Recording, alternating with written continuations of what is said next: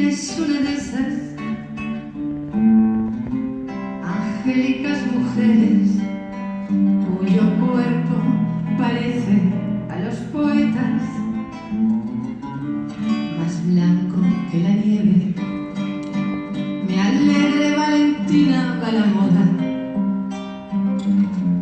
y entre junio y septiembre se tumba el sol como un mortal cualquiera,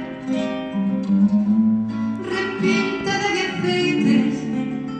Mi alegre Valentina está graciosa. Si su piel se oscurece, entonces me parece irresistible, porque al venir a verme, dispuesta a los pecados más oscuros, sus blancuras me ofrecen toda la sal del mundo. En ese instante me entrega dulcemente mi alegre Valentina,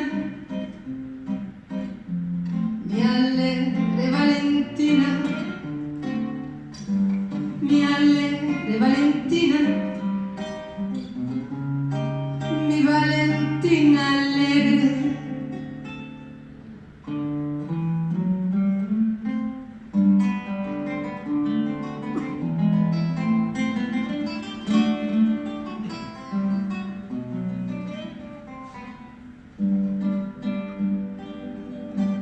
Mi alegre Valentina, cuando vemos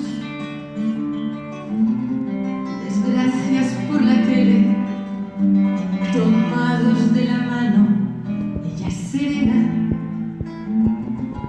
sonríe indiferente, y está bien que así sea, porque dice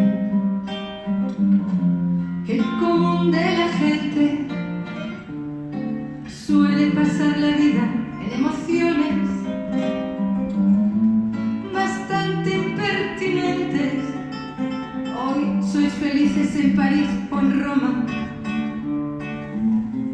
un porta los protege de cualquier inclemencia, y vuestros besos son bonitos juguetes. Mañana lloraréis como han llorado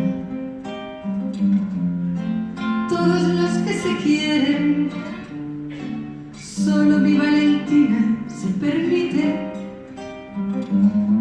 ser feliz para siempre. Mi alegre Valentina, mi alegre Valentina, mi alegre Valentina, mi Valentina alegre, mi alegre Valentina, mi alegre Valentina, mi alegre Valentina, mi Valentina alegre. Valentina no existe, tan solo de este modo me querrá hasta la muerte,